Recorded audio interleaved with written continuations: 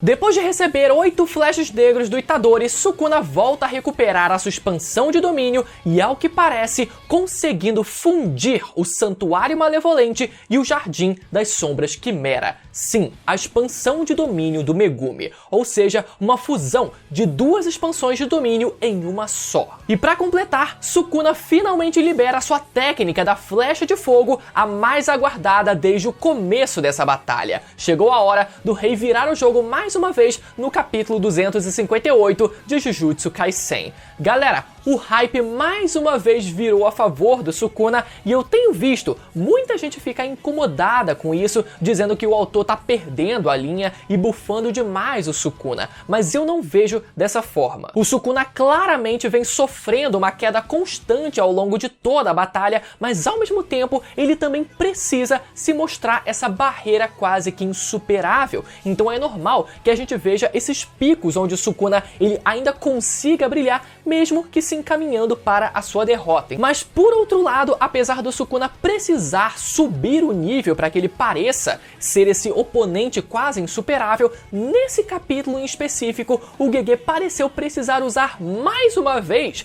o roteiro malevolente de leve a favor do Sukuna, que eu vou explicar para vocês ao longo do vídeo, e várias outras coisas muito interessantes que também tivemos nesse capítulo, principalmente envolvendo os poderes do Itadori, que não eram exatamente como a gente pensava. Fica comigo até o final desse vídeo para entender melhor essa história toda e, como sempre, já chega... Cadê, meu amigo? Perdi o timing aqui. Já chega dando aquela dedada do Sukuna no botão do like pro YouTube saber que você quer continuar recebendo os vídeos aqui do canal, e lembra de conferir a sua inscrição com o sininho ativado pra gente continuar expandindo o domínio desse canal, beleza? Vamos lá, galera. O começo do capítulo explica pra gente como o Sukuna se tornou incapaz de usar a sua regeneração através da técnica reversa. Primeiro por causa das sequelas deixadas pelo Satoru Gojo e depois do último capítulo pelas sequelas deixadas pelo nosso menino Itadori. Isso significa que, com o Sukuna incapaz de regenerar as suas próprias mãos, não existe mais chance dele usar o corte dimensional contra os feiticeiros. O que não muda muita coisa, né? Já que todo mundo até agora, na verdade, já que todo mundo agora tá esperto e consegue desviar ou simplesmente tancar no peito aquele corte. Mas para nossa absoluta surpresa, mesmo Sukuna tendo sido fortemente afetado pelos socos do Itadori desde o capítulo passado, vemos nesse capítulo o rei conseguindo novamente usar a sua expansão de domínio. A gente pode ver que o totem do seu domínio se encontra incompleto e completamente desfigurado, chegando ao ponto de algumas pessoas terem cogitado que o Sukuna teria mesclado o seu Santuário Malevolente com o Jardim das Sombras Quimera, a expansão de domínio do Megumi, de tão bizarra que ficou a aparência daquele totem. Por enquanto, nada foi confirmado ao certo sobre isso nesse capítulo, mas eu tenho sim um motivo bem forte para acreditar nisso, então segura aí que daqui a pouquinho a gente volta a falar disso. O que sabemos é que, por mais que o Sukuna tenha levado 8 flashes negros ao todo, ele também, galera, a gente precisa lembrar disso, ele também executou 4 flashes negros nos capítulos passados, então a liberação de energia do Sukuna já tinha aumentado, o que ajudou ele a recuperar a sua expansão de domínio. Só que o detalhe é que não foi só isso que aconteceu. É explicado pra gente nesse capítulo que o Sukuna só conseguiu voltar a usar a sua expansão de domínio porque ele precisou realizar mais alguns votos improvisados, conseguindo assim manter a sua liberação de energia e o alcance da sua expansão como se elas estivessem no seu ápice. Mas agora eu te pergunto, que votos foram esses? Isso é algo que o GG ainda precisa explicar pra gente. Ele não pode só dizer que o Sukuna realizou uns votos aí e a gente não saber o que o Sukuna precisou sacrificar pra isso. Então vamos torcer pra que no capítulo que vem ele lembre de explicar essa parte pra gente. Eu acredito que ele vá sim. E é nessa hora, inclusive, que é explicado pra gente que o totem do domínio do Sukuna assumiu essa aparência bizarra por causa das sequelas deixadas pelo Satoru Gojo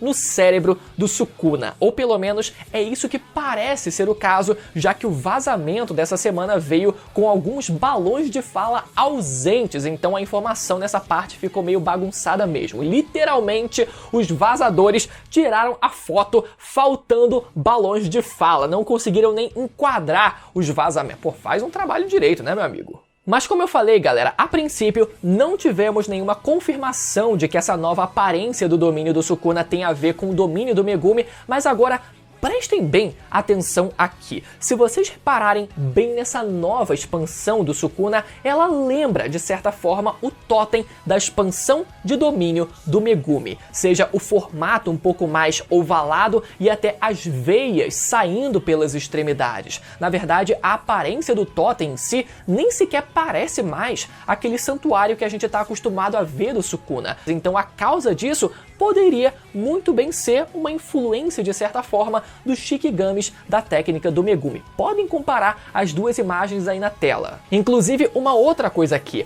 o nome da expansão do Megumi se chama Jardim das Sombras Quimera, e uma quimera, como a gente bem sabe, é a junção de mais de uma criatura junta, muito parecido com o que a gente vê nessa nova expansão do Sukuna, com esses olhos, bocas e rostos completamente misturados e sem a gente conseguir entender ao certo o que está acontecendo no meio dessa mistura. Então, galera, não é brincadeira, o Sukuna parece ter realmente conseguido mesclar as duas expansões de domínio que ele tem em sua posse. Inclusive, esse é um ótimo argumento para dizer, né, no caso aqui em tese pelo menos, né, um argumento para a gente lembrar que o Sukuna ele ainda pode usar muito bem a técnica das 10 sombras caso ele queira. E pelo visto aqui, só para fazer uma graça, só um pouquinho do vazio ilimitado já embaralhou o cérebro do Sukuna todo, que o cara tá invocando dois domínios misturados ao mesmo tempo sem nem saber, provavelmente, né? Mas, de qualquer forma, galera, fora brincadeira, depois da tradução oficial e caso a gente tenha mais explicações no próximo capítulo, eu volto a tocar nesse assunto com vocês para ver se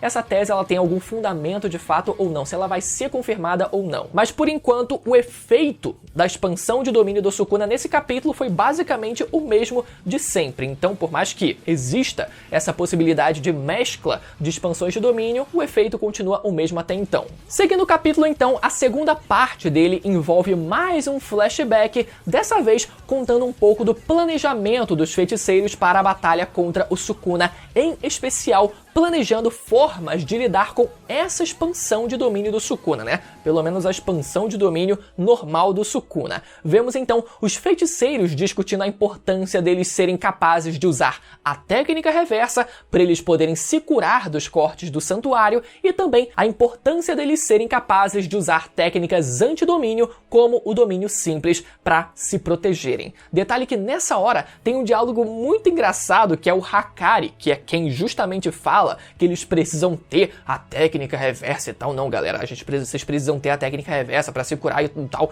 E o Choso pergunta, tá bom, mas então como é que a gente faz então? E o Hakari responde, eu não faço a menor ideia, a minha é automática. E o Yuta ainda complementa, eu também não faço ideia, pra mim é puro instinto, eu só faço e a coisa funciona. Mas enfim, Choso afirma que caso o Itadori comesse os outros 6 fetos amaldiçoados, ou seja, os seus outros 6 meio-irmãos, ele poderia herdar não só a técnica inata da manipulação de sangue, como isso faria também com que a composição corporal do Itadori mudasse e se tornasse a mesma da do Choso. E a vantagem disso é que os fetos amaldiçoados, ou seja, as pinturas da morte, são capazes de converter energia amaldiçoada em sangue, ou seja, enquanto eles tiverem energia sobrando, eles nunca ficam sem sangue. E isso faria com que eles não precisassem usar somente a técnica reversa para regenerar os seus corpos. Eles podem usar a manipulação de sangue para regenerar o sangue perdido e a técnica reversa para regenerar o resto do corpo. Ou seja, eles economizariam o gasto de energia que eles teriam se eles dependessem somente da técnica reversa, que exige um gasto de energia muito maior de um feiticeiro. Agora, outra revelação que tivemos nesse capítulo é que a troca de corpos usada no treinamento pelos feiticeiros não foi possível graças ao Itadori, mas sim graças à técnica do Ui. Olha só que louco isso, galera. Como a gente tem visto, o Itadori ele tem uma compreensão da sua própria alma e da alma de terceiros como pouquíssimas pessoas possuem. E isso permitiu com que o Itadori acertasse diversos socos na fronteira que divide a alma do Sukuna do Megumi, para que aos poucos eles fossem sendo separados. E isso tudo levou a gente a acreditar que o Itadori seria capaz de trocar a sua alma de lugar lugar com outro feiticeiro, justificando aquela cena mais antiga em que ele parece ter trocado de corpo com o Kusakabe durante esse intervalo de um mês. Mas a gente descobriu nesse capítulo que isso só foi possível graças à técnica inata do Ui Ui, que, como a gente bem sabe, é capaz de teletransportar pessoas e objetos com ele. Só que a verdade é que a técnica do Ui Ui não se limita apenas a isso. Com essa técnica, o Ui Ui também é capaz de teletransportar as almas das pessoas e fazer com que elas troquem de corpos. Agora, minha opinião sobre isso, eu não sei se o Gege ele já pretendia fazer com que essa fosse uma habilidade do Ui Ui, ou se ele pensava em fazer com que isso fosse algo do próprio Itadori e a gente acabou se confundindo no final das contas. Mas, pelo visto então, ficou mais difícil da gente ver acontecer o Itadori transferindo a sua alma para dentro do corpo do Sukuna a fim de resgatar a alma do Megumi de dentro dele, já que a princípio ele não pode fazer isso por conta própria. Ou seja, resta então a nossa segunda alternativa, que é o Sukuna vomitar o Megumi pela boca do estômago, como eu sempre gosto de lembrar aqui, meu amigo.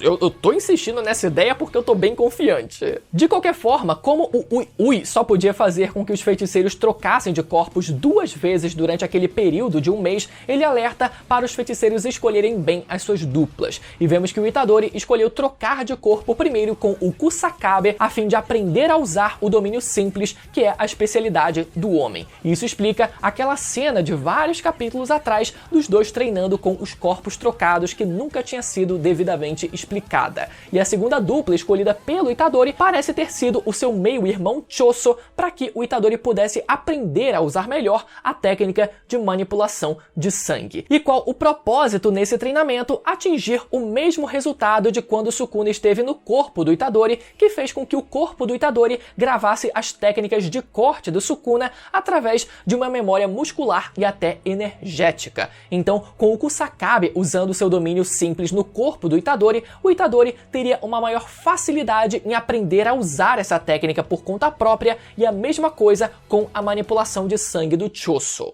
E finalmente, como resultado desse treinamento, voltamos para o presente e vemos o menino Itadori se defender da expansão do Sukuna usando o seu novo domínio simples. E enquanto a expansão do Sukuna segue surtindo seu efeito, temos a explicação de que o Sukuna escolheu fazer com que a sua expansão não tivesse uma barreira fechada por causa de uma única personagem, Maki Zenin. Como a Maki não possui energia amaldiçoada, ela não poderia ser presa dentro da barreira que cerca a expansão do Sukuna, já que ela consegue entrar e sair de qualquer barreira, e ainda por cima era muito bem capaz dela nem sequer ser vista como um alvo do acerto garantido da expansão do Sukuna por esse mesmo motivo. Então o Sukuna decidiu usar uma expansão sem barreiras para que tudo ao seu redor fosse atingido indiscriminadamente. Mas como bem sabemos, uma expansão sem barreiras é algo que somente os mais refinados feiticeiros são capazes de fazer, mas dado o estado físico do Sukuna, ele só poderia manter essa expansão ativa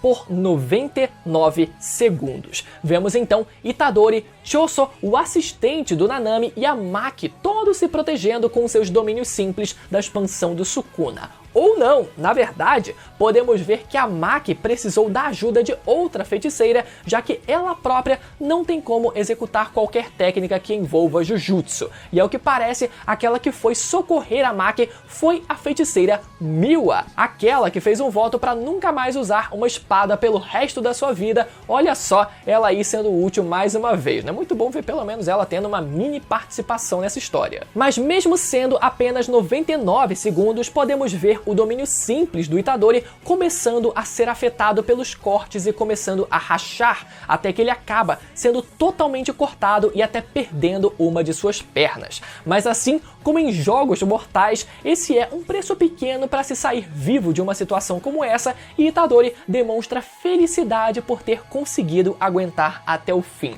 Mas infelizmente, como a alegria de Itadori dura pouco, na última página vemos o rei finalmente usar a sua técnica de chamas, a sua flecha de fogo. Chegou a hora do rei lembrar que suas chamas são até mais quentes do que as chamas de um especialista como o Joe. jogo. Muito foda esse final, galera, e eu vou dizer pra vocês que o timing que o Sukuna usou essa técnica foi muito suspeito e muito específico. Isso porque semana passada tivemos a revelação da existência do irmão gêmeo do Sukuna e eu até levantei a possibilidade aqui no canal da técnica inata do Sukuna serem, na verdade, duas técnicas separadas, sendo uma delas a antiga técnica do seu irmão. E eu levantei a possibilidade justamente da técnica de fogo ser a antiga técnica do irmão gêmeo, já que, de forma geral, o Sukuna costuma usar, sim, as suas próprias técnicas contra os seus inimigos. Tanto que ele demorou a começar a usar para valer a técnica das 10 sombras contra o Gojo. Algumas pessoas até comentaram no meu último vídeo dizendo que, na verdade, a técnica de fogo seria a do Sukuna, enquanto a técnica de cortes seria a do irmão gêmeo, e por isso o Itadori herdou a técnica de cortes do seu pai,